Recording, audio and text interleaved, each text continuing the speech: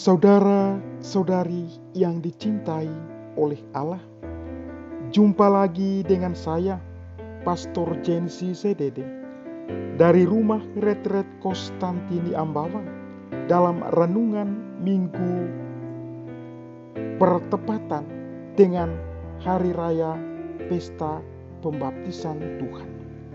Dan sumber inspirasi kita ambil dari Injil Markus bab 1 ayat 7 sampai dengan 11.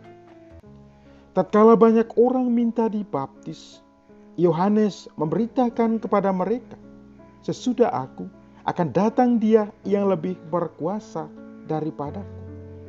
Membungkuk dan membuka tali kasutnya pun aku tidak layak. Aku membaptis kamu dengan air, tetapi Ia akan membaptis kamu dengan Roh Kudus." Pada waktu itu, datanglah Yesus dari Nazaret di tanah Galilea, dan Ia dibaptis di sungai Yordan oleh Yohanes. Pada saat keluar dari air, Yesus melihat langit terkoyak, dan Roh seperti burung merpati turun ke atasnya. Lalu terdengarlah suara dari surga, "Engkaulah anakku yang kukasihi, kepadamulah aku berkenan." Demikianlah Injil Tuhan. Terpujilah Kristus.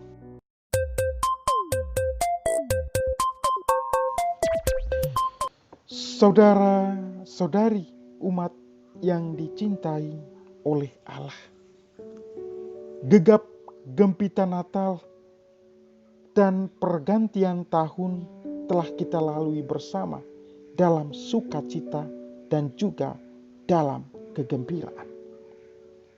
Namun perjalanan hidup kita umat manusia di dunia ini terus dan seiring berjalannya sang waktu.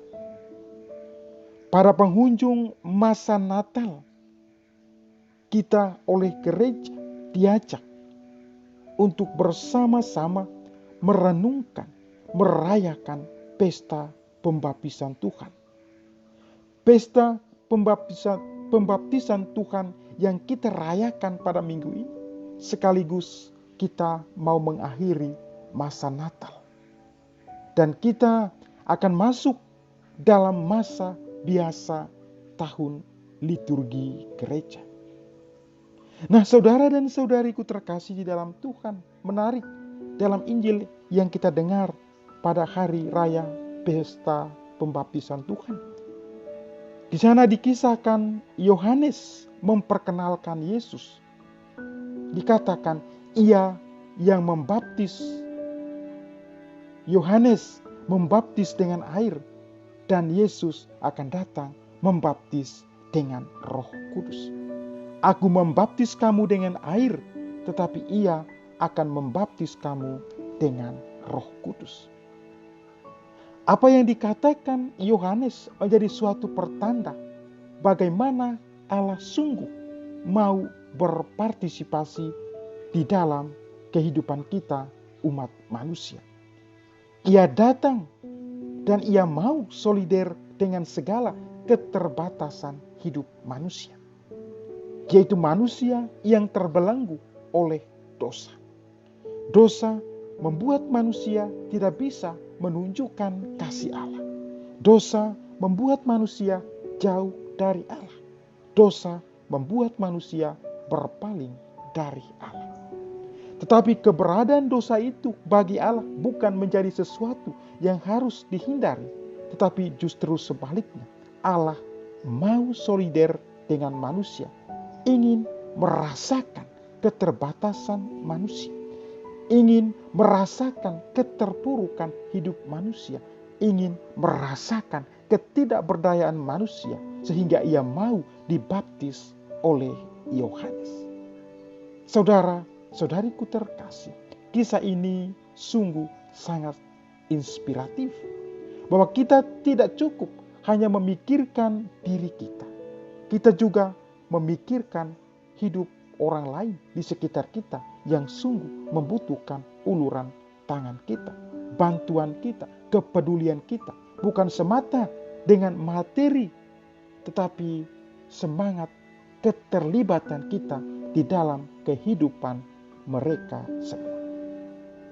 Kalau Allah sudah mengulurkan tangannya melalui putranya, patut kita sadar, kita pun harus selalu siap sedia mengulurkan tangan kita sebagai tangan Allah yang membantu orang yang sungguh membutuhkan uluran kasih Allah. Nah, saudara dan saudari terkasih, Allah sungguh mengharapkan tangan-tangan kita.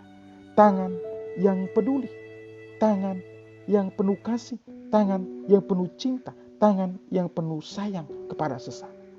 Semoga tangan kita dipakai oleh Allah untuk menunjukkan kerahimannya.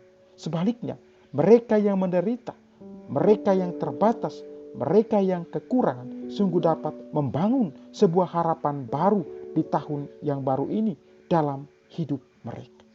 Sehingga sukacita kasih Allah yang kita rasakan juga dirasakan oleh orang-orang di sekitar kita. Terlebih mereka yang sangat membutuhkan di dalam kehidupan ini.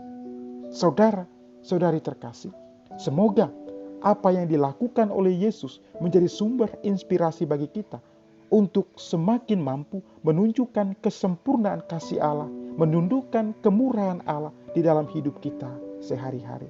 Marilah para saudara dan saudari terkasih, sebagaimana Yesus menunjukkan solider kepada manusia, marilah kita satu sama lain menunjukkan solidaritas kita untuk ikut campur tangan, untuk ikut mengulurkan tangan kasih kita, meringankan beban hidup orang lain.